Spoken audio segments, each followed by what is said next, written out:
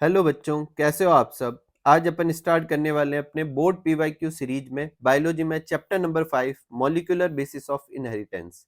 तो सबसे पहला क्वेश्चन लेते हैं जो कि है right any 4 features of double helix model. तो देखो, सबसे पहले तो एक तो अपन को डबल हेलिक्स मॉडल बनाना आना चाहिए और उसके बारे में लिखना है। तो देखो, वॉटसन और क्रिक ने 1953 में डबल हेलिक्स मॉडल दिया था और ये जो मॉडल था वो एक्सरे डिफ्रैक्शन डेटा जो कि विल्किंस और फ्रैंकलिन के थे उनके ऊपर बेस्ड था। साथ में इस मॉडल की जो मेन होल मार्किंग थी वो ये थी कि बेस पेयरिंग, कि ए के सामने हमेशा टी आएगा और जी के सामने सी आएगा। ये जो था इरविन चारगॉफ के लॉ पे बेस्ड था और चारगॉफ का प्रिंसिपल क्या है, या तो अपन ऐसे लिख सकते हैं ए रेशियो टी इक्वल होता है G ratio C equal to 1, या इसे अपन ऐसे ए अपॉन टी और G upon C equal to 1 ऐसे भी लिख सकते हैं। ठीक है।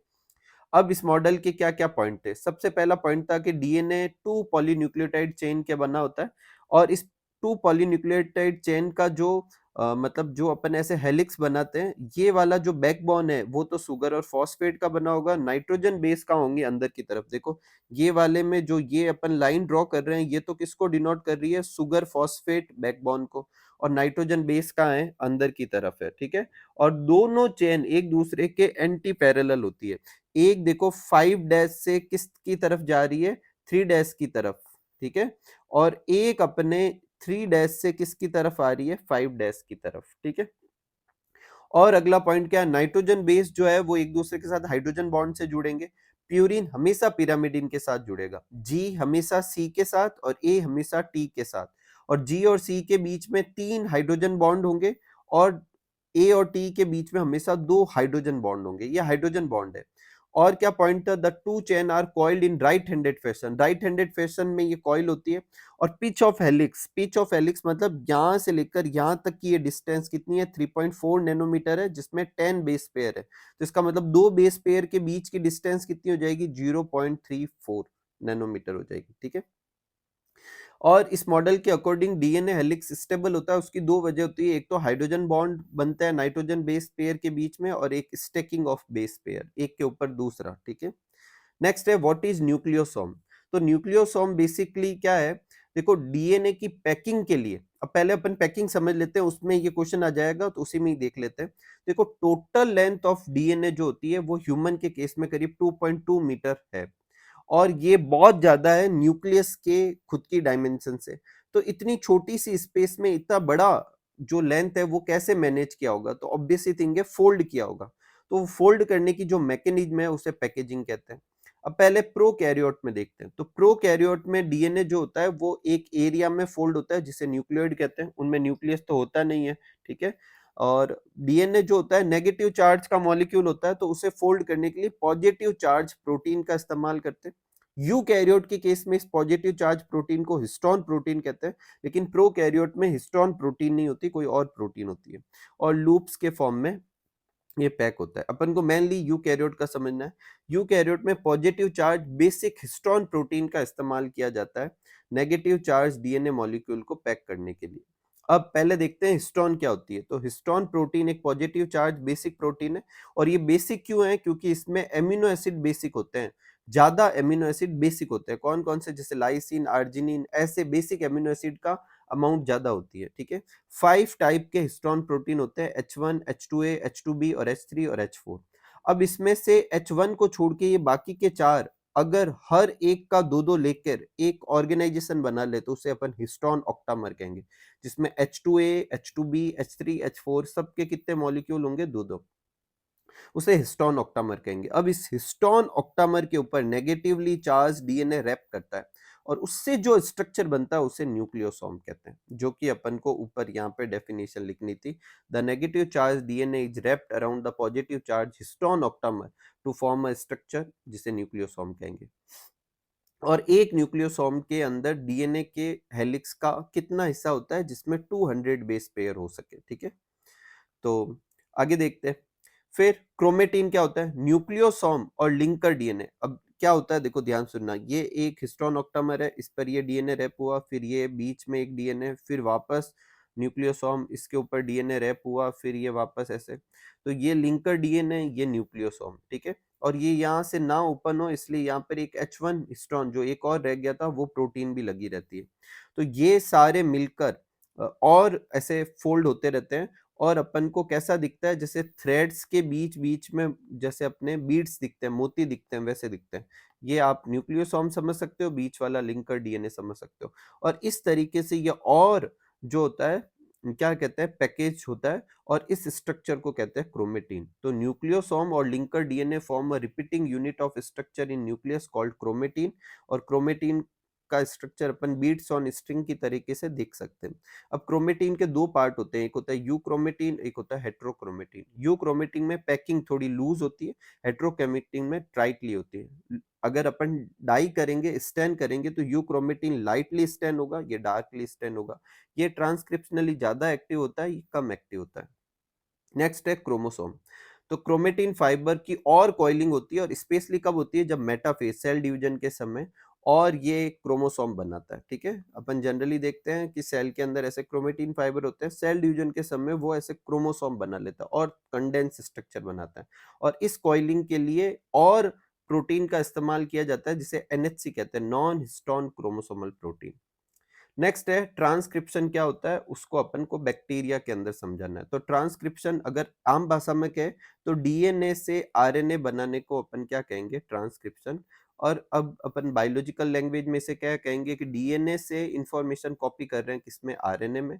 डीएनए में दो स्ट्रैंड होते हैं, तो अपन एक ही स्ट्रैंड से कॉपी कर रहे हैं। तो the process of कॉपिंग genetic information from one strand of DNA into RNA, उसे ट्रांसक्रिप्शन कहेंगे।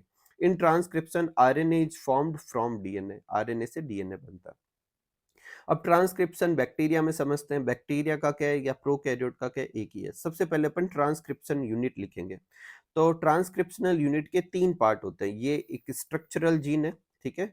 और इस स्ट्रक्चरल जीन के स्टार्ट में एक प्रमोटर, एक टर्मिनेटर है। इस जीन के खुद के दो स्ट्रैंड है, एक स्ट्रैंड को टेम्पलेट स्ट्रैंड कहेंगे, एक को कोडिंग स्ट्रैंड कहेंगे। तो ये वाला जो हिस्सा है, इसे ट्रांसक्रिप्शन यूनिट कहेंगे। अब इसमें कौन सी चीज क्या क्या है, तीन चीजें हैं, ये तो पता चल गया, स्ट्रक्चरल जीन, प्रमोटर और टर्मिनेटर। पहले देखते हैं स्ट्रक्चरल जीन। तो प्रोकैरियोट के केस में स्ट्रक्चरल जीन पॉलीसिस्ट्रॉनिक होती है। सिस्ट्रॉन का क्या मतलब होता है, वो हिस्सा जो एक प्रोटीन बनाने के लिए इंफॉर्मेशन रखता है, एक पॉलीपेप्टाइड चेन बनाने के लिए इंफॉर्मेशन रखता है, उसको अपन क्या कहते हैं, सिस्ट्रॉन कहते हैं। तो यूकैरियोट के अंदर जो जीन होती है, सॉरी प्रोकैरियोट में जो जीन होती है, वो अक्सर पॉलीसिस्ट्रॉनिक होती है। इसका मतलब एक स्ट्रक्चरल जीन का जब बाद में ट्रांसलेशन होगा, पहले ट्रांसक्रिप्शन फिर ट्रांसलेशन होगा, तो उससे एक से ज्यादा प्रोटीन बनेगी, एक से ज्यादा सिस्ट्रॉन है इसमें, ठीक है, ऐसे समझ सकते हैं। और एक सिस्ट्रॉन एक प्रोटीन बनाता है, तो पॉलीसिस्ट्रॉनिक होगी, तो ये जीन एक से ज्यादा प्रोटीन बनाएगी। इसमें दो स्ट्रैंड है, एक टेम्पलेट स्ट्रैंड और एक कोडिंग स्ट्रैंड। टेम्पलेट स्ट्रैंड कौन सा होता है, देखो पोलैरिटी के हिसाब से टेम्पलेट स्ट्रैंड वो होता है जो 3 डैश से 5 डैश की तरफ चलता है, पोलैरिटी याद रखें। और कोडिंग स्ट्रैंड वो होता है जो 5 डैश से 3 डैश की तरफ होता है। आरएनए सिंथेसिस के समय जब मतलब आरएनए बनाएंगे, तो इंफॉर्मेशन कहीं से तो कॉपी की जाएगी, तो कॉपी करेंगे कहां से, तो कॉम्प्लीमेंट्री बेस पेयर रिलेशन लगाएंगे, और वो कॉपी की जाएगी किससे, टेम्पलेट स्ट्रैंड से। हालांकि वो दिखने में कैसा दिखेगा, कोडिंग जैसा, लेकिन इंफॉर्मेशन ली कहां से जाती है, टेम्पलेट से। तो DNA strand from 3 dash to 5, RNA synthesis take place according to this strand, जिसे कॉम्प्लीमेंट्री प्रिंसिपल से बनाएंगे। और कोडिंग स्ट्रैंड वो होता है जो 5 डैश से 3 डैश की तरफ होता है। ये पार्टिसिपेट तो नहीं करता, लेकिन जो बना हुआ आरएनए लगभग लगभग इससे मैच करता है, एक्सेप्ट कि जहां जहां यहाँ पर टी होगा, वहां वहां उसमें यू होगा, ठीक है। और all the polarity decided according to it. अब देखो इसको अकॉर्डिंग टू इट, इसको समझते हैं। देखो जैसे अगर आपको पूछे कि प्रमोटर कहां पर है, तो टेम्पलेट के हिसाब से तो वो 3 डैश पर है, और कोडिंग के हिसाब से 5 डैश पे, तो अपन क्या लिखेंगे, तो जितनी भी पोलैरिटी डिसीजन है वो सब कोडिंग के हिसाब से लिए जाएंगे। तो अगर आपको पूछे कि प्रमोटर कहाँ है, तो 5 डैश एंड पे, टर्मिनेटर कहाँ पे, 3 डैश एंड पे, किसके हिसाब से, कोडिंग के हिसाब से।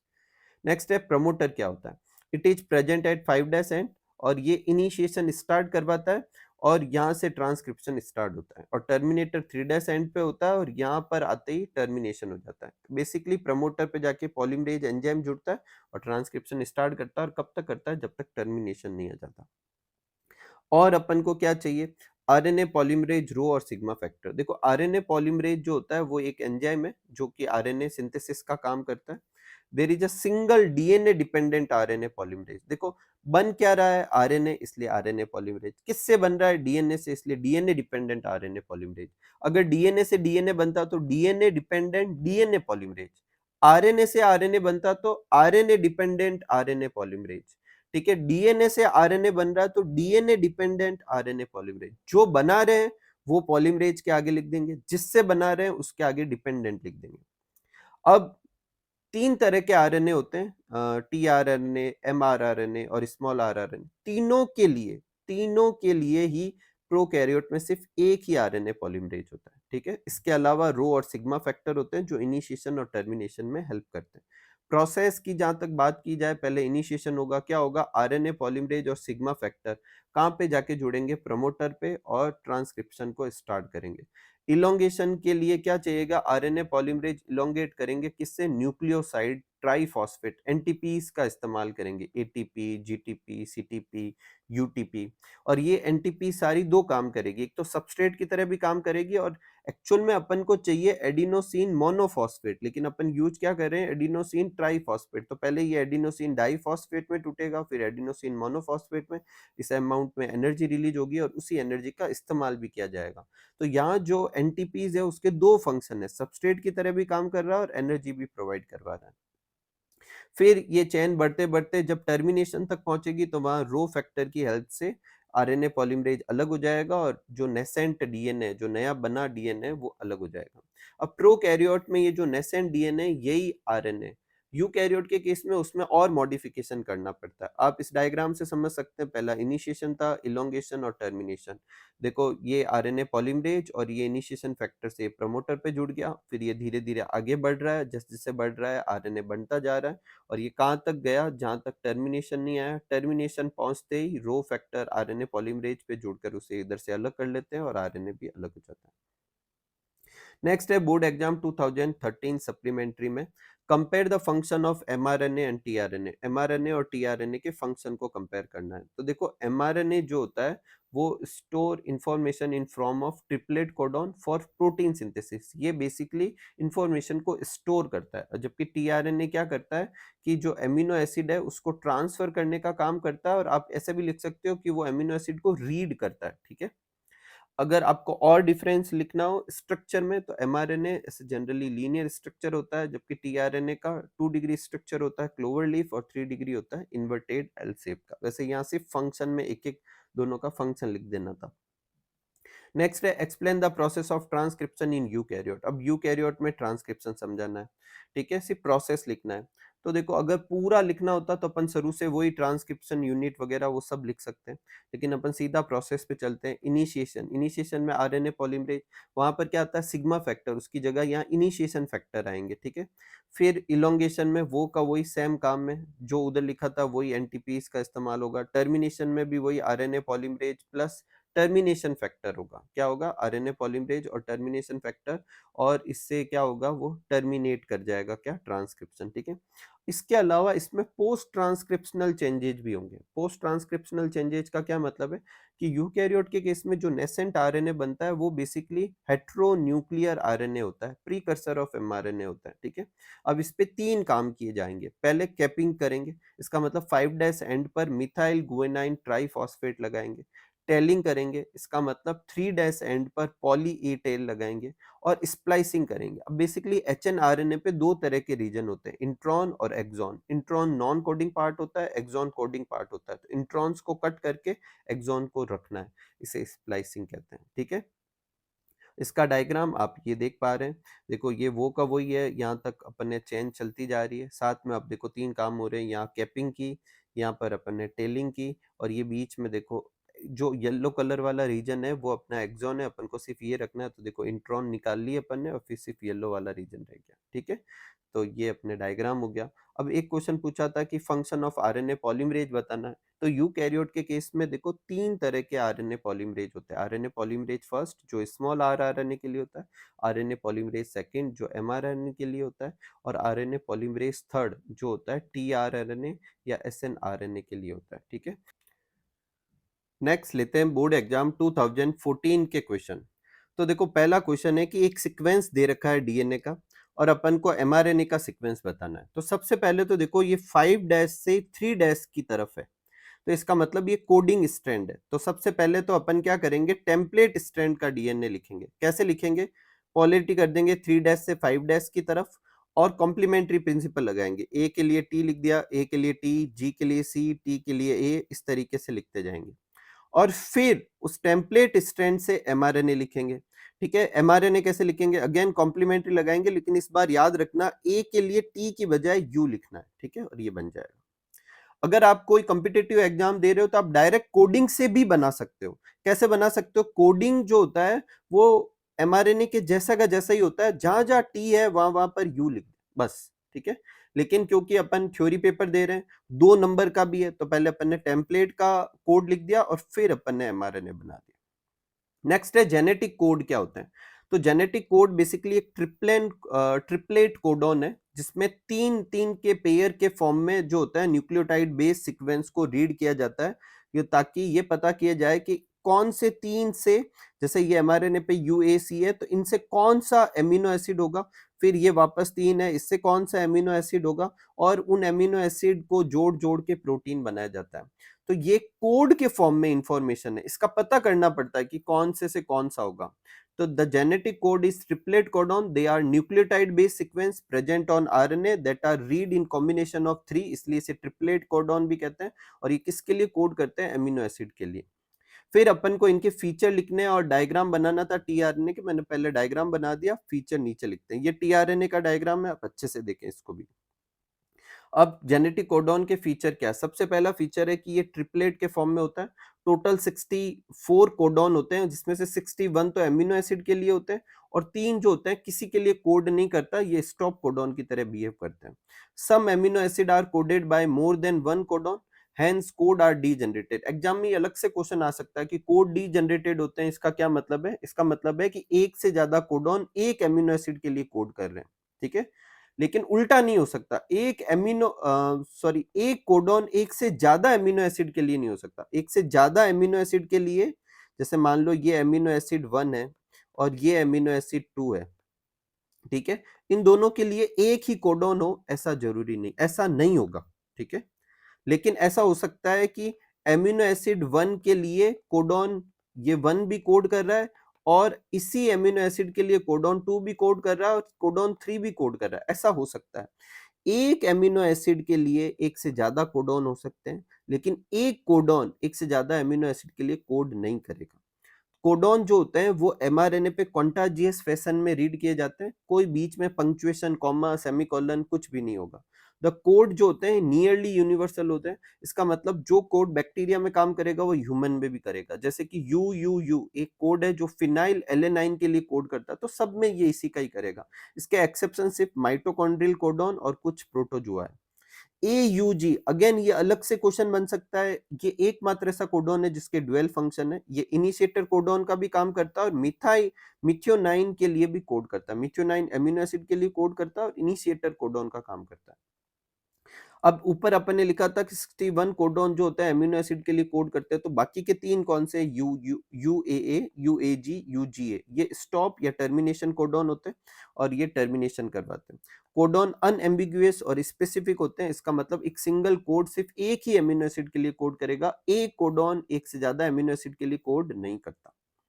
नेक्स्ट है ह्यूमन जीनोम प्रोजेक्ट क्या होता है और उसके फीचर्स लिखने और एक रिप्रेजेंटेटिव डायग्राम बनाना। तो ह्यूमन जीनोम प्रोजेक्ट एक मेगा प्रोजेक्ट था जिसका एम था कि ह्यूमन का पूरा जीनोम का बेस पेयरिंग का सीक्वेंस बनाना था। 1990 में ये स्टार्ट किया गया, 2003 में ये कंप्लीट किया गया, हालांकि क्रोमोसोम नंबर 1 की सीक्वेंसिंग मई 2006 तक चली थी। अगर आपको पूछे टोटल कितने क्रोमोसोम की सीक्वेंसिंग की, तो 24 की थी। देखो 44 प्लस 2 अपने क्या होते हैं, सेक्स क्रोमोसोम होते हैं, तो 44 का तो एक एक पेयर किया होगा, तो 22 तो ये हो गए, फिर एक एक्स हो गया और एक वाई हो गया, तो टोटल 24 क्रोमोसोम की सीक्वेंसिंग थी। अगर क्वेश्चन आए तो याद रखना। फीचर्स क्या है कि ह्यूमन के जीनोम में कितने मिलियन बेस पेयर होते हैं ये पता किया अपन ने, ये डेटा अलग से भी पूछा जा सकता है। एवरेज जीन के अंदर कितने बेस पेयर थे, 3000 बेस पेयर थे। लार्जेस्ट जीन डिस्ट्रोपिन थी जिसमें 2.4 मिलियन बेस पेयर थे। टोटल नंबर ऑफ जीन जो थी वो एस्टिमेट की गई थी 30,000। Almost all nucleotide base are exactly the same in all people, ठीक है। The function are unknown for 50% of discovered gene, करीब 50% डिस्कवर्ड जीन के फंक्शन नहीं पता। लेस देन 2% ऑफ जीनोम जो है वो प्रोटीन के लिए कोड करता है। रिपीटेड सीक्वेंस जो होता है वो अपने जीनोम का ज्यादा पार्ट है, मतलब ज्यादातर पार्ट ऐसा है जो रिपीट होता रहता है, और ये रिपीट जो होता है मल्टीपल टाइम रिपीट होता है, और किसमें कितनी बार रिपीट होगा वो अलग अलग होगा, जो अपन डीएनए फिंगरप्रिंटिंग में देखेंगे, ठीक है। क्रोमोसोम नंबर 1 में सबसे ज्यादा जीन होती है, क्रोमोसोम नंबर 5 में वाई में सबसे कम होती है। सबसे छोटा क्रोमोसोम कौन सा होता है, क्रोमोसोम वाई। सबसे बड़ा ऑब्वियस है फर्स्ट वाला क्रोमोसोम होगा। Scientists have identified about 1.4 million location where single base DNA differences पाए जाते हैं, जिसे एसएनपीस कहते हैं, सिंगल न्यूक्लियोटाइड पॉलीमॉर्फिज्म, शॉर्ट में स्निप्स कहते हैं। It help to trace human history, finding the chromosomal location और disease associate sequencing. Representative diagram book में ये दे रखा है। एग्जाम में आप बनाना चाहो गर्ल्स की जगह ब्लॉक बना के गर्ल या ह्यूमन भी लिख सकते हो, बाकी तो आप ड्रॉ कर ही सकते हैं। नेक्स्ट है बोर्ड एग्जाम 2015। 2015 में पहला क्वेश्चन था कि ह्यूमन जीनोम प्रोजेक्ट के गोल क्या थे। तो गोल क्या था, आइडेंटिफाई ऑल जीन अपन को आइडेंटिफाई करनी थी, ठीक है। जो कि ऐसा लगता था कि 20,000 से 25,000 के बीच होगी। Determine the sequence of 3 million base pair, 3 million base pair का सीक्वेंसिंग करनी थी। सारी इंफॉर्मेशन को स्टोर करना था, उसका एनालिसिस करने के लिए टूल्स को इम्प्रूव करना था, transfer related technology to other sector और इंडस्ट्री ताकि उनका अच्छे से इस्तेमाल हो सके। साथ में इस चीज का ध्यान रखना था कि कोई इथिकल, लीगल या सोशल इशू कॉज ना हो, ठीक है। नेक्स्ट क्वेश्चन है कि न्यूक्लियोसोम क्या है, कर चुके हैं। डबल स्ट्रैंडेड, अब देखना रिपीट होंगे क्वेश्चन, वो देखना आप। डबल स्ट्रैंडेड पॉलीन्यूक्लियोटाइड चेन, ये सब अपन कर चुके हैं, ठीक है। नेक्स्ट है जेनेटिक मटेरियल के अपन को प्रॉपर्टी लिखनी है। प्रॉपर्टी पूछे या ऐसा पूछे कि क्राइटेरिया ऑफ जेनेटिक मटेरियल लिखो, तो यही है। जेनेटिक मटेरियल में रेप्लिकेशन की एबिलिटी होनी चाहिए, वो केमिकली और स्ट्रक्चरली स्टेबल होना चाहिए, हालांकि थोड़े थोड़े म्यूटेशन हो ऐसा उसमें एबिलिटी होनी चाहिए, और ये मेंडेलियन करेक्टर को एक्सप्रेस करना चाहिए, ठीक है। और ये सारे क्राइटेरिया पे डीएनए और आरएनए खरे उतरते हैं। यही वजह है कि डीएनए और आरएनए जेनेटिक मटेरियल है। अगर आपको पूछे प्रोटीन जेनेटिक मटेरियल क्यों नहीं है, क्योंकि उसमें रेप्लिकेशन की एबिलिटी नहीं होती। Explain with the diagram the experiment of Alfred Hershey and Chase. देखो हर्से चेस का एक्सपेरिमेंट बेसिकली ये बताता है कि डीएनए ही जेनेटिक मटेरियल है। इसके लिए उन्होंने क्या किया, दे वर्क ऑन बैक्टीरियोफेज पे वर्क किया। बैक्टीरियोफेज क्या होता है, जो नहीं जानते, एक स्पेशल टाइप के वायरस होते हैं जो बैक्टीरिया के ऊपर अटैच होते हैं और अपना डीएनए जो होता है इसके अंदर डालते हैं और खुद के लिए वायरल पार्टिकल्स बनाते हैं। ये इनका जनरल है। अब हर्से चेस ने यही काम करवाया, लेकिन थोड़े छेड़खानी के साथ। उन्होंने क्या किया कि कुछ बैक्टीरियोफेज ऐसे तैयार किए जिसमें रेडियो एक्टिव फास्फोरस था। अब रेडियो एक्टिव फास्फोरस रखने का मतलब है वो उस वाले में डीएनए को रेडियो एक्टिव बनाना चाहते थे। इसका मतलब प्रोटीन उसका कैसा था, नॉन रेडियो एक्टिव। और कुछ को ऐसा मीडियम में ग्रो करवा के उसमें रेडियो एक्टिव सल्फर डाल दिया, जिससे उनका प्रोटीन रेडियो एक्टिव हो गया और डीएनए नॉन रेडियो एक्टिव। अब इसको मान लेते हैं ये वाली कैटेगरी वाले ए है और ये वाले बी है। अब क्या किए, दो अलग अलग बैक्टीरियल कॉलोनी ली और कुछ को इससे इन्फेक्ट करवाया, कुछ को इन्फेक्ट करवाया इससे। और फिर जो इनकी नेक्स्ट जनरेशन थी उस नेक्स्ट जनरेशन में खोजा कि क्या प्रोटीन रेडियो एक्टिव है या उसका डीएनए जो है वो रेडियो एक्टिव है। अगर मान लो डीएनए रेडियो एक्टिव निकला तो इसका मतलब वो डीएनए रेडियो एक्टिव कहाँ से आया, उनके पेरेंट्स से ही आया होगा। और प्रोटीन रेडियो एक्टिव होगा तो प्रोटीन भी पेरेंट्स से आया होगा। अब देखना था कि कौन रेडियो एक्टिव था, तो उन्होंने देखा कि जब प्रोटीन रेडियो एक्टिव लेते हैं तो उनकी नेक्स्ट जनरेशन में प्रोटीन रेडियो एक्टिव नहीं थी, इसका मतलब प्रोटीन पास नहीं हो रहा। लेकिन जब डीएनए रेडियो एक्टिव लिया था तो नेक्स्ट जनरेशन में डीएनए रेडियो एक्टिव हो रहा था, इसका मतलब डीएनए नेक्स्ट जनरेशन में जा रहा था। तो radio active phage were allowed to infect E coli. After infection उन्हें रिमूव किया जाता था। उसके बाद viral particle were separated from bacteria by centrifugation. उसके बाद क्या किया जाता था, उनके अंदर रेडियो एक्टिव डीएनए है या नहीं है ये आइडेंटिफाई किया जाता है। तो bacteria infected with bacteriophage containing radio active DNA, उनमें रेडियो एक्टिविटी थी। लेकिन जो रेडियो एक्टिव प्रोटीन से किए थे वो नॉन रेडियो एक्टिव थे, ठीक है। इससे ये प्रूफ हो गया। It indicate the DNA was the genetic material. इसको आप इस डायग्राम से भी समझ सकते हैं। देखो ये रेडियो एक्टिव सल्फर था। अब ऑब्वियस थिंग ये रेडियो एक्टिव सल्फर था तो प्रोटीन को कोड किया। अब इसकी नेक्स्ट जनरेशन देखते हैं तो नेक्स्ट जनरेशन के अंदर कोई रेडियो एक्टिविटी नहीं थी, ठीक है। लेकिन जब अपन ने रेडियो एक्टिव डीएनए लिया था तो वो नेक्स्ट जनरेशन में रेडियो एक्टिविटी दिखी। तो आपको ये डायग्राम भी बनाना है। अब इस डायग्राम के 3 स्टेप है। पहले में इन्फेक्शन करवाएंगे, दूसरे में ब्लेंडिंग करेंगे ताकि ये वायरल पार्टिकल हट जाए, ठीक है। और तीसरे में सेंट्रीफ्यूजेशन करेंगे जिससे वायरल पार्टिकल नीचे रह जाए और नॉर्मल जो बैक्टीरियल सेल है वो ऊपर रह जाए, ठीक है। सॉरी, ये ऊपर रहेंगे और ये नीचे रहेंगे, ठीक है। बेसिकली दोनों अलग हो जाएंगे। तो 3 स्टेप में, पहले इन्फेक्शन करवाते थे, फिर वायरल पार्टिकल्स को अलग करते थे, और फिर अलग करने के बाद अभी तो अलग हुए हैं लेकिन टेस्ट ट्यूब के अंदर ही है, तो टेस्ट ट्यूब में ऊपर नीचे हल्का और भारी अलग करने के लिए सेंट्रीफ्यूगेशन करते थे।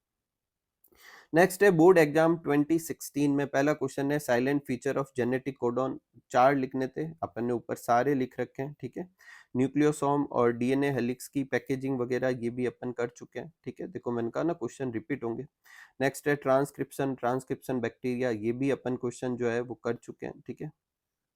नेक्स्ट अपना क्वेश्चन है जेनेटिक कोडॉन अनएम्बिगुअस और स्पेसिफिक होता है, ये भी अपन कर चुके हैं कि जेनेटिक कोडॉन अनएम्बिगुअस और स्पेसिफिक क्या मतलब है कि एक कोडॉन सिर्फ एक एमिनो एसिड के लिए ही कोड करता है। इससे क्या फायदा है? Is it ensure that the instruction encoded in code are clear और प्रिसाइज, उसमें कोई कंफ्यूजन ना हो। अगला क्वेश्चन फिर ट्रांसक्रिप्शन का कर चुके हैं, different part of transcription unit ये भी कर चुके हैं, उनके रोल क्या है वो भी लिखना है। थोड़ा यहाँ मैंने ज्यादा डिटेल में लिखा है, आप अच्छे से पढ़ लें, ठीक है। नेक्स्ट है डीएनए रेप्लिकेशन, ये नया क्वेश्चन आया। डीएनए रेप्लिकेशन जो होता है सेमी कंजर्वेटिव होता है, इसको अपन को मेसल्सन स्टेल के एक्सपेरिमेंट से समझाना है, ठीक है। और उसका डायग्राम बनाना है। अब देखो इसको समझते हैं। देखो जैसे मान लो ये डीएनए की एक स्ट्रैंड है और ये डीएनए की दो स्ट्रैंड, दूसरी स्ट्रैंड। अब इससे मान लो दो डीएनए बनाने हैं, रेप्लिकेशन का यही मतलब है। तो एक तरीका तो क्या हो सकता था कि एक डीएनए बिल्कुल नया बन गया, ये अपन नए को ऐसे समझते हैं कि ये बिल्कुल नया बन गया पूरा, और एक ये पुराना वाला ही रहा, ये भी तो कॉपी करना होगा।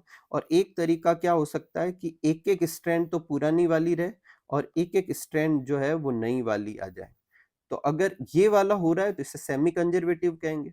तो डीएनए रेप्लिकेशन सेमी कंजर्वेटिव होता है। इसका मतलब कि जब प्रोसेस कंप्लीट हो जाएगा तो जो नए डीएनए के दो मॉलिक्यूल बनेंगे उनमें एक स्ट्रैंड पेरेंटल होगी और एक न्यूली सिंथेसाइज होगी। अब इसको प्रूफ करने के लिए मेसल्सन और स्टेल ने एक्सपेरिमेंट किए। उन्होंने क्या किया, ई कोलाई को ग्रो किया NH4Cl, और इसमें N जो था N15 वाला था, और वही एक नाइट्रोजन का सोर्स रखा ताकि उनका डीएनए धीरे धीरे, उनके डीएनए का जो सारा नाइट्रोजन है वो N15 हो जाए, जबकि जनरली डीएनए में नाइट्रोजन कौन सा होता है, N14 होता है। ये अपन हैवी डीएनए कहेंगे, जिस डीएनए में N15 होगा उसे हैवी डीएनए कहेंगे। तो मेसल्सन स्टेल ने इसको न्यूट्रिशन की तरह दे दे के एक बैक्टीरिया के सारे डीएनए को किस में कन्वर्ट कर दिया, हैवी डीएनए में कन्वर्ट कर दिया। अब उसके बाद वो ये हैवी है लाइट है ये कैसे चेक करते थे, ये चेक करने के लिए caesium chloride density gradient method का इस्तेमाल करते थे। अब उन्होंने क्या किया, 20 मिनट बाद में, हाँ पहले इसको देखा कि इसकी वो बार का बनती है, तो इसकी बार सबसे नीचे बन रही थी क्योंकि इसमें दोनों स्ट्रैंड N15 वाली थी तो हैवी थी, ठीक है। फिर 20 मिनट में एक साइकिल कंप्लीट हो गया। उसके बाद जब दो डीएनए बने तब चेक किया वापस। इस बार चेक किया तो उन्होंने देखा कि जो पहले जहां बन रही थी वहां पर नहीं मिल रहा, वो अलग जगह पर मिल रहा है, ठीक है।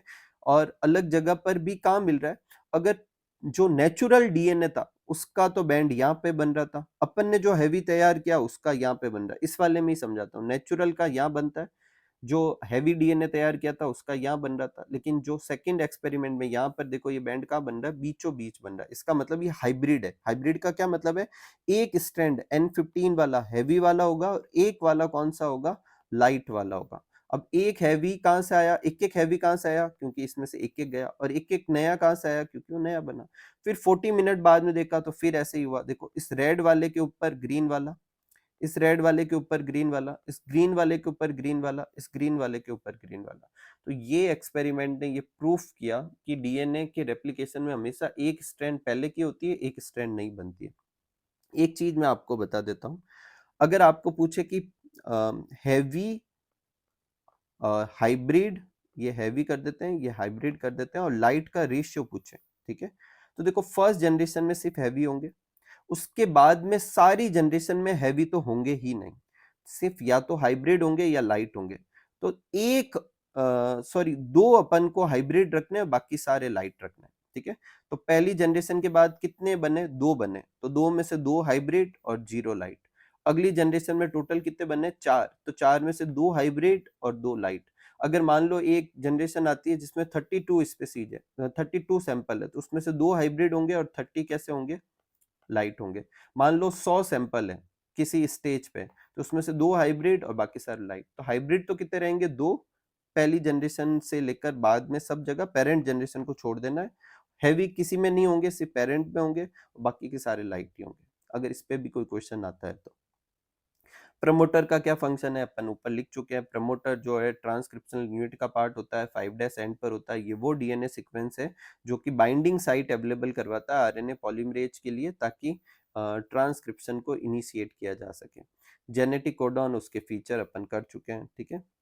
नेक्स्ट है डीएनए फिंगरप्रिंटिंग। देखो डीएनए फिंगरप्रिंटिंग एक टेक्निक है जिससे ये किसी एक ऑर्गेनिज्म के डीएनए के अंदर जो वेरिएशन है किसी और ऑर्गेनिज्म से, उसको अपन आइडेंटिफाई करते हैं to find out the variation of individual of a population at DNA level पर क्या वेरिएशन है, और फिर इसी वेरिएशन का इस्तेमाल करके दो इंडिविजुअल को अपन आइडेंटिफाई भी कर सकते हैं। जैसे फिंगरप्रिंट का इस्तेमाल दो इंडिविजुअल को आइडेंटिफाई करने के लिए किया जाता है, वैसे इस टेक्निक का भी इस्तेमाल कर सकते हैं, इसीलिए इसे नाम दे दिया गया डीएनए फिंगरप्रिंटिंग। एक्चुअल में इसका नाम है डीएनए प्रोफाइलिंग, ठीक है। इस टेक्निक की जो डिस्कवरी या डेवलप किया था एलेक्स जेफरी ने किया था। अब इसके क्या इंपॉर्टेंस हो सकते हैं, फॉरेंसिक साइंस में हो सकता है criminal case, maternal dispute, paternal dispute, उनको क्लियर करने के लिए, डिटरमाइन द पॉपुलेशन और जेनेटिक डाइवर्सिटी की स्टडी के लिए, और इवोल्यूशनरी बायोलॉजी में स्टडी के लिए किया जा सकता है। इसका डायग्रामेटिक रिप्रेजेंटेशन बुक के पीछे दे रखा है, इसको आप समझे, देखो ध्यान से सुनना। जैसे ये क्राइम सीन से लिया हुआ सैंपल था, उसके अंदर देखो जो क्रोमोसोम नंबर 7 है उसके दो स्ट्रैंड पर ये रिपीट है, क्रोमोसोम नंबर 2 पर ये है और 16 पे है। अब रिपीट को काउंट करो, देखो रिपीट 1 2 3 4 5 6 7 8 9 10 और 11। तो 11 के आगे देखो अपन ने रेड कलर की एक बार बना दी, ठीक है, 11 के आगे। फिर इसमें देखो 1 2 3 4 5 6 7 8 9, तो 9 के आगे एक बार बना दी। इसमें देखो 1 2 3 4 5 6 7 8, 8 के आगे अपन ने बार बना दी। 1 2 3 4 5 6 7, तो 7 के आगे बार बना दी। बात समझ में आ रही, इस तरीके से अपन बार बना देंगे, कर सकते हैं अपन। अपन खुद भी मन से भी लिख सकते हैं, ऐसा कोई जरूरी नहीं है यही रटना। अब दो अलग अलग सैंपल लेंगे, एक के अपन हूबहू ऐसे बना देंगे, एक के कुछ और बना देंगे। अब इसकी दो फिल्म तैयार हो गई। अब इन दोनों में से किससे मैच करी, देखो ये वाला इस वाले से मैच कर रहा है, मतलब बी से मैच कर रहा है। तो ये जो सैंपल है जो बी से है, तो इसका मतलब ये बी है। क्राइम सीन का जो क्रिमिनल है वो कौन है, बी है। नेक्स्ट है board exam 2018। Right the polarity of template strand और कोडिंग स्ट्रैंड। तो टेम्पलेट स्ट्रैंड अपन जानते हैं 3 से 5 की तरफ होती है, और कोडिंग स्ट्रैंड कहाँ से होती है, 5 से 3 की तरफ। तीन रीजन कौन से है ट्रांसक्रिप्शन यूनिट के, प्रमोटर, स्ट्रक्चरल जीन और टर्मिनेटर। नेक्स्ट है ट्रांसक्रिप्शन क्या होता है, अपन समझा चुके हैं। Describe the structure of lac operon और रेप्लिकेशन फॉर्क का डायग्राम बनाना है। पहले अपन रेप्लिकेशन फॉर्क का डायग्राम बना देते हैं, और फिर अपन क्या करेंगे, लैक ओपेरॉन वाला क्वेश्चन करेंगे। तो देखो जब डीएनए की रेप्लिकेशन होता है तो डीएनए पूरा एक साथ नहीं खोला जाता, उसका कुछ हिस्सा ओपन किया जाता है और यहाँ पर रेप्लिकेशन परफॉर्म किया जाता है। इस हिस्से को रेप्लिकेशन फॉर्क कहते हैं। अब डीएनए जो पॉलीमरेज एंजाइम है वो हमेशा 5' से 3' की तरफ पॉलीमर करता है। तो एक स्ट्रैंड पे डीएनए सिंथेसिस कंटिन्यूस होगा और दूसरे पे क्या होगा, टुकड़ों में होगा। तो जिस पे कंटिन्यूस होता है उसे कंटिन्यूस सिंथेसिस कहेंगे, दूसरे को डिसकंटिन्यूस सिंथेसिस कहेंगे। इसे लीडिंग स्ट्रैंड कहेंगे, इसे लैगिंग स्ट्रैंड कहेंगे। इन टुकड़ों को ओकाजाकी फ्रेगमेंट कहते हैं, जिन्हें बाद में जोड़ा जाता है, ठीक है। नेक्स्ट अपन करते हैं लैक ओपेरॉन। देखो ओपेरॉन क्या होता है बेसिकली कि जो अपना ट्रांसक्रिप्शन और ट्रांसलेशन ये सब कैसे कंट्रोल कैसे होता है, ठीक है, इनका कंट्रोल कैसे किया जाता है, तो इसको समझने के लिए ओपेरॉन समझा जाता है। अब आप पहले अपन इस डायग्राम से समझते हैं, देखो। तो ये एक ओपेरॉन है। एक ओपेरॉन के अंदर क्या होता है, एक ऑपरेटर जीन होती है और उससे रिलेटेड क्या होती है, स्ट्रक्चरल जीन होती है। तो पहले इनके बारे में देखते हैं। तो एक लैक ओपेरॉन, अब इसका नाम लैक क्यों दिया, जो ओपेरॉन जिसके लिए काम करेगा, जिस सबस्ट्रेट के लिए, उसका नाम उसके बेसिस पर कर देंगे। ये लैक्टोज के लिए इसलिए लैक ओपेरॉन। इसमें एक रेगुलेटरी जीन आई है, हाँ ये ऑपरेटर था, और ये रेगुलेटरी जीन है आई। ये आई इसको ऑन ऑफ करने का काम करेगी इधर वाले का, ठीक है। स्ट्रक्चरल जीन में, क्योंकि प्रोकैरियोट की जीन कैसी होती है, पॉलीसिस्ट्रोनिक, तो देखो यहाँ 3 सिस्ट्रॉन है, ठीक है। एक है जेड, एक वाई और एक ए। अब ये काम क्या क्या करते हैं, जेड जो होता है बीटा गैलेक्टोसाइडेज एंजाइम के लिए मतलब कोड करता है। वाई जो है परमीएज के लिए करता है, और जो ए वाला पार्ट है वो ट्रांस एसिटाइलेज के लिए। बीटा गैलेक्टोसाइडेज क्या करेगा, लैक्टोज को तोड़ेगा गैलेक्टोज और ग्लूकोज में। परमीएज क्या करेगा, मेम्ब्रेन की परमेबिलिटी चेंज करेगा, और ये इसमें हेल्प करता है, ठीक है। अब इनका ऑन ऑफ कैसे होगा उसको समझाता हूं, देखो अच्छे से सुनना। ये आई रेगुलेटरी जीन है जो कि इनिबिटरी नेचर की होती है, तो इसका प्रमोटर है। तो ये जनरली क्या करेगा, अपने नॉर्मल तरीके से काम करेगा। ये वाले डीएनए से पहले एमआरएनए बनेगा, एमआरएनए का ट्रांसलेशन होगा और एक प्रोटीन बनेगी। ये प्रोटीन रिप्रेसर प्रोटीन कहलाती है, और ये प्रोटीन जाके ऑपरेटर वाले रीजन पे जुड़ जाती है, जो कि प्रमोटर के जस्ट पास में होता है। अब इधर जुड़ने से क्या फायदा होगा, कि इस वाली जीन का जब अपन को ट्रांसक्रिप्शन कराना होगा, तो पहले आरएनए पॉलीमरेज को प्रमोटर पे जोड़ना पड़ेगा, लेकिन वो प्रमोटर पे जुड़ नहीं पाएगा इसकी वजह से। और अगर जुड़ ही नहीं पाएगा तो ट्रांसक्रिप्शन नहीं होगा, ट्रांसक्रिप्शन नहीं होगा तो ये जीन से प्रोटीन नहीं बनेगी, तो अभी ये बंद पड़ा है। तो इन एब्सेंस ऑफ इंड्यूसर ये बंद है, बाय डिफॉल्ट ये ऑफ है। अब इंड्यूसर का काम कौन करेगा, तो आप सोच के देखो, क्योंकि ये सारे एंजाइम लैक्टोज के लिए, तो लैक्टोज ही इंड्यूसर का काम करता है। आई तो अपना काम कर रहा है, ये रिप्रेसर प्रोटीन बना रहा है, लेकिन ये रिप्रेसर प्रोटीन यहाँ पे जाके जुड़ती है, उससे पहले इंड्यूसर इस पे आके चिपक गया। अब क्योंकि इंड्यूसर है तो वो चिपक गया, और इंड्यूसर यहाँ चिपकने के लिए है तो सेल के अंदर भी है, उनके लिए अब अपन को लैक्टोज आ गया है बहुत सारा, तो कुछ लैक्टोज तो यहाँ पर इसको सप्रेस करने के लिए इस्तेमाल होगा, बाकी का लैक्टोज का अपन को क्या करना है, उसे तोड़ना है ग्लूकोज और गैलेक्टोज में। तो अब ये रिप्रेसर यहाँ नहीं जुड़ा, यहाँ नहीं जुड़ा, तो यहाँ आरएनए पॉलीमरेज एंजाइम जुड़ सकता है। आरएनए पॉलीमरेज एंजाइम जुड़ेगा तो ट्रांसक्रिप्शन होगा, पहले लैक एमआरएनए बनेगा, फिर उनसे ट्रांसलेशन होगा, और 3 एंजाइम बनेंगे जो अपना काम करेंगे, ठीक है। नेक्स्ट क्वेश्चन है, व्हाट इज जेनेटिक कोडॉन, अपन कर चुके हैं। Silent feature of genetic codon कर चुके हैं। लेबल डायग्राम ऑफ टीआरएनए कर चुके हैं, इसका आंसर मैंने लिखा नहीं है, ठीक है। नेक्स्ट है, write the genetic codon which have dual function, 2 function वाले जेनेटिक कोडॉन लिखना था, कौन सा था, एयूजी। कौन कौन से के लिए कोड करता है, एक तो मिथ्योनाइन के लिए कोड करता है और इनिशिएटर कोडॉन का काम करता है। नेक्स्ट है, क्राइटेरिया ऑफ जेनेटिक मटेरियल अपन कर चुके हैं। डबल हेलिक्स डीएनए मॉडल बनाना, वाटसन और क्रिक वाला, ये भी अपन कर चुके हैं। और एक डबल स्ट्रैंडेड पॉलीन्यूक्लियोटाइड चेन का डायग्राम बनाना है, जो कि ये वाला है, जिसमें देखो साफ दिख रहा है ये वाली अपने लाइन है, ठीक है। और ये बीच में नाइट्रोजन बेस पेयर के बीच में हाइड्रोजन बॉन्ड बने हुए हैं। जो बैकबोन होती है वो किसकी बनी होती है, सुगर और फॉस्फेट, सुगर और phosphate, sugar phosphate, sugar phosphate, ठीक है। इधर भी सेम है, एक की 5 डैश से 3 डैश की तरफ है। आपको इसी तरीके से बनाना है। अब इसका ए इसके टी के साथ, इसका टी इसके ए के साथ, इसका जी इसके सी के साथ, इसका सी इसके जी के साथ, ऐसे जुड़ा हुआ है। यहाँ 2 हाइड्रोजन बॉन्ड बन रहे हैं, यहाँ 3 बन रहे हैं, ठीक है। नेक्स्ट है, right any 2 difference between DNA and RNA, तो 2 डिफरेंस की जगह मैंने 4 लिख दिए हैं। देखो डीएनए के अंदर ए जी सी टी होते हैं, जबकि आरएनए के अंदर ए जी सी यू होते हैं। डीएनए के अंदर डीऑक्सी राइबोज शुगर होती है, आरएनए के अंदर राइबोज शुगर होती है। डीएनए के अंदर जो शुगर होती है उसका जो 2 डैश ओ एच वाला पार्ट होता है, वहां पर ओ एच होता है 2 डैश के ऊपर, जबकि डीएनए में वहां एच एच होता है, इसीलिए उसे डी ऑक्सी कहते हैं, क्योंकि ओ हट गया, ठीक है। और इस 2 डैश ओ एच की वजह से आरएनए ज्यादा रिएक्टिव होता है, डीएनए कम रिएक्टिव और ज्यादा स्टेबल होता है। आरएनए कैटालिस्ट की तरह भी बिहेव कर सकता है, डीएनए कैटालिस्ट की तरह बिहेव नहीं करता। नेक्स्ट है, पैकेजिंग ऑफ डीएनए हेलिक्स समझाना है, ये अपन समझा चुके हैं। और न्यूक्लियोसोम का डायग्राम बनाना, देखो कितनी बार रिपीट हो रहे हैं क्वेश्चन, ये भी अपन कर चुके हैं।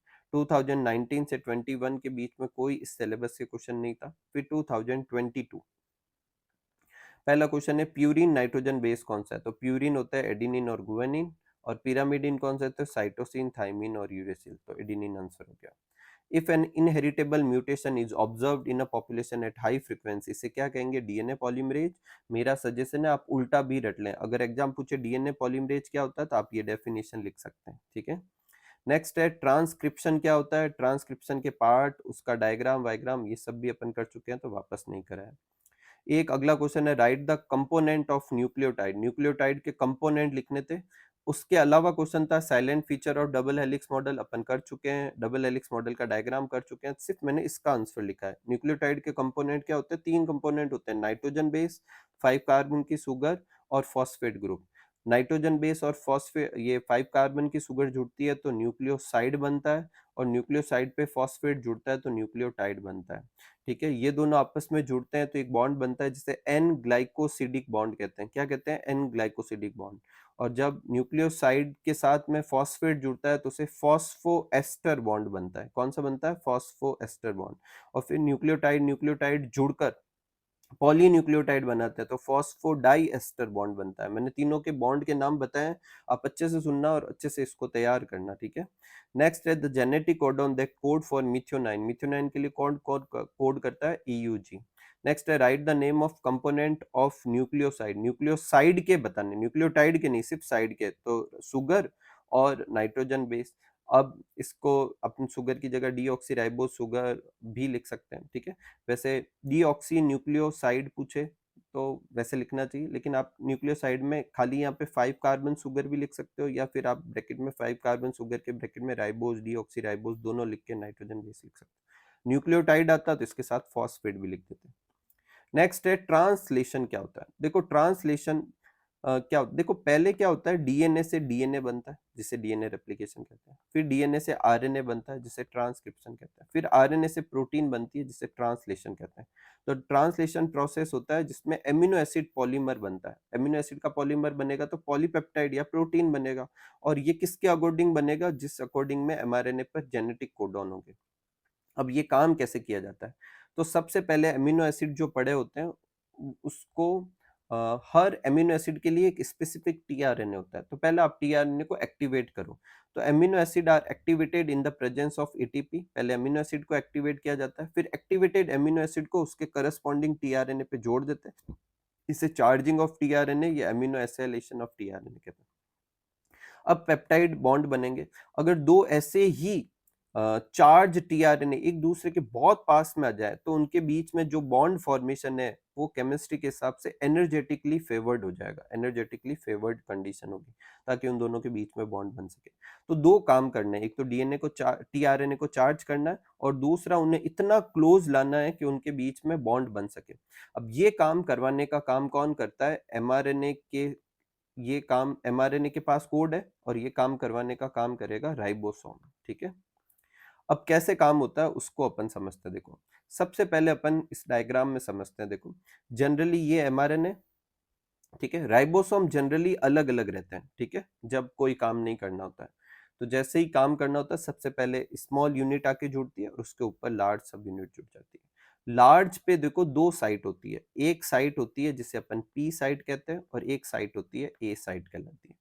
तो सबसे पहला काम क्या होगा? इनिशिएशन। अब इनिशिएशन में क्या क्या काम होंगे उसको समझते हैं। देखो ribosome cellular factory of protein synthesis है, जिसके पास स्ट्रक्चरल आरएनए और एटी टाइप की प्रोटीन होती है। इनएक्टिव स्टेट में ये दो सब यूनिट में रहता है, अभी मैंने समझाया।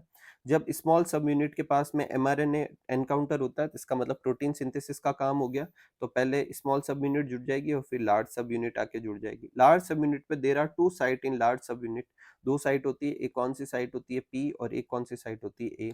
काम कब शुरू होगा? जब राइबोसोम की ए साइट पर, ठीक है, स्टार्ट कोडॉन जहां पर होगा उससे रिलेटेड इनिशिएटर टीआरएनए आके ए साइट पे जुड़ जाएगा। अब आप अच्छे से समझना। देखो ये मान लो कि इनिशिएटर टीआरएनए यहाँ जुड़ गया और ए साइट पे जुड़ गया।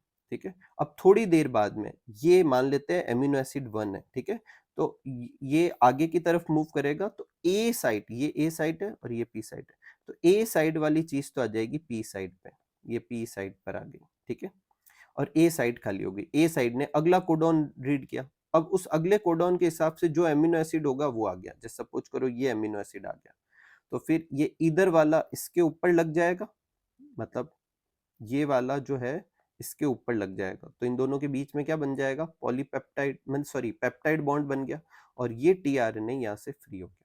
ठीक है, मैं वापस समझा रहा हूँ, अच्छे से सुनना। देखो ये अपने पी साइड थी, ये अपने ए साइड थी, ठीक है, यहाँ बना देता हूँ।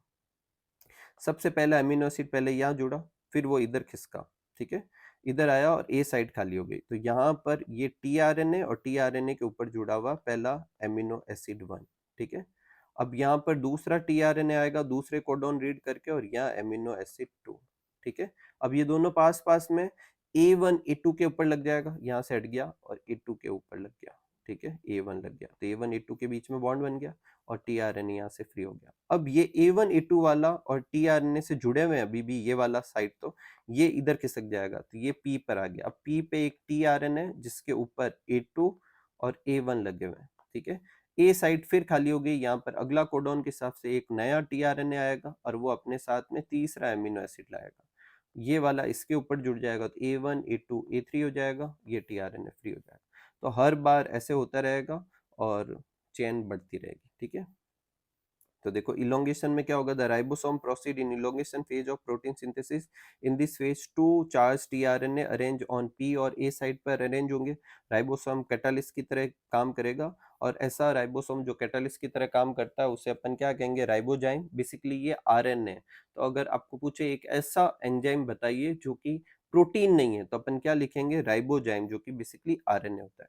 पेप्टाइड बॉन्ड फॉर्मेशन होगा किस पर, ए साइड पर, और फिर tRNA of P side become free. देखो जैसे ही पेप्ट ये वाला इधर जुड़ेगा ये टीआरएनए फ्री हो जाएगा, देखो ये जाते हुए भी बता रहा है।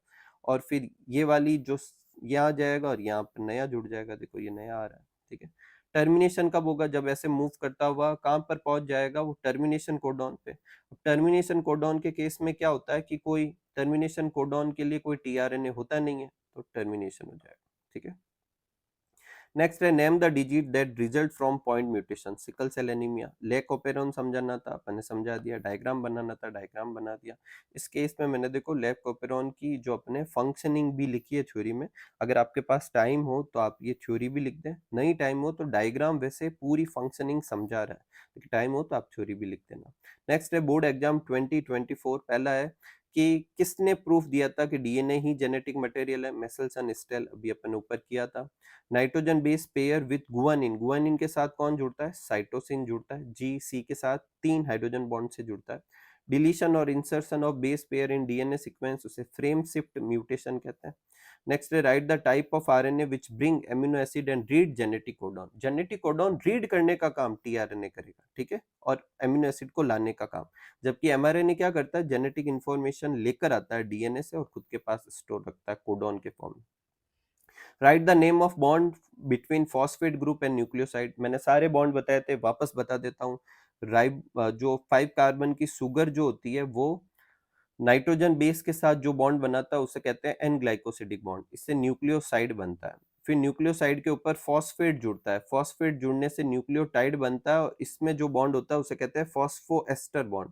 फिर न्यूक्लियोटाइड न्यूक्लियोटाइड जुड़ के पॉलीन्यूक्लियोटाइड बनाएंगे, उससे जो बॉन्ड बनेगा उसे कहेंगे फॉस्फोडाइएस्टर बॉन्ड। नेक्स्ट है write the difference between DNA and RNA, अपन कर चुके हैं। नेक्स्ट है जेनेटिक कोडॉन जो कि ड्यूअल फंक्शन रखता है, कौन सा होता है, AUG, a segment of DNA coding for a polypeptide, उसे सिस्ट्रॉन कहते हैं, ठीक है, जीन नहीं लिखना है यहाँ, क्या लिखना है, सिस्ट्रॉन, ठीक है। Fragment of DNA joined by which enzyme, कौन से एंजाइम से डीएनए के टुकड़ों को जोड़ सकते हैं, आरएनए डीएनए लाइगेज एंजाइम से जोड़ा जा सकता है। नेक्स्ट है board exam 2024 supplementary, purine nitrogen base कौन सा होता है, तो ए और जी प्यूरिन होते हैं और बाकी के सारे कौन से होते हैं, pyrimidine. Arise due to change in a single base pair of DNA, single base pair of DNA में चेंज से पॉइंट म्यूटेशन होता है। बायो इन्फॉर्मेटिक्स क्या होती है, ये वो फील्ड है जिसमें कंप्यूटेशनल मेथड का इस्तेमाल बायोलॉजी के एनालिसिस के लिए किया जाता है। ह्यूमन जीनोम प्रोजेक्ट के समय इसकी नीड महसूस हुई थी ताकि बहुत ज्यादा डेटा को स्टोर, रिट्राइव और एनालिसिस कर सकें, ठीक है। नेक्स्ट है वीएनटीआर। देखो ये क्वेश्चन बेसिकली 2024 सप्लीमेंट्री में यहाँ जो क्वेश्चन आ रखा है वो बेसिकली अपन कर चुके हैं, मतलब ऊपर वाले क्वेश्चन में से ही था, तो मैंने ये कुछ नया बना दिया ताकि ये कुछ 2-3 क्वेश्चन आप एक्स्ट्रा कर सको। वीएनटीआर क्या होता है, variable number of tandem repeat. ये बेसिकली रिपीटेटिव डीएनए सीक्वेंस है, जो रिपीट तो सब में होते हैं लेकिन कितनी बार रिपीट होंगे वो पर्सन टू पर्सन वेरी करता है और यही डीएनए फिंगरप्रिंटिंग का बेसिस होता है। डीएनए फिंगरप्रिंटिंग के स्टेप क्या होता है, सबसे पहले डीएनए को आइसोलेट करेंगे, उसके बाद रेस्ट्रिक्शन एंडोन्यूक्लियस से कट बनाएंगे, फिर जेल इलेक्ट्रोफोरेसिस से उनको साइज के हिसाब से अरेंज करेंगे, फिर सदन ब्लॉटिंग से उसको एक सिंथेटिक मेम्ब्रेन पे ट्रांसफर करेंगे, फिर उनके ऊपर जो हाइब्रिडाइजेशन करवाएंगे ताकि अपन ये पहचान सके कि वीएनटीआर कितनी बार रिपीट हो रहा है, और फिर उसे देखने के लिए ऑटो रेडियोग्राफी का इस्तेमाल करेंगे। लास्ट है सेंट्रल डॉगमा। क्या होता है सेंट्रल डॉगमा? फ्रांसिस क्रिक ने दिया था। ये बताता है कि जेनेटिक इंफॉर्मेशन का फ्लो कैसे चलता है। तो डीएनए से डीएनए बनता है जिसे रेप्लिकेशन कहते हैं, फिर डीएनए से आरएनए बनता है जिसे ट्रांसक्रिप्शन कहते हैं, फिर आरएनए से प्रोटीन बनता है जिसे ट्रांसलेशन कहते हैं। तो ये फ्लो की डायरेक्शन है। अगर कभी आरएनए से डीएनए बने तो इसका उल्टा हो रहा है, उसे रिवर्स ट्रांसक्रिप्शन कहेंगे। ठीक है, तो इसके साथ ये वीडियो पूरा होता है। उम्मीद करूंगा कि ये वीडियो आपके लिए बहुत हेल्पफुल रहा होगा। मिलते हैं अगली वीडियो में, तब तक आप सब लोग खूब सारा हार्डवर्क कीजिए, खूब खुश रहिए, खूब मस्त रहिए। Thank you for watching.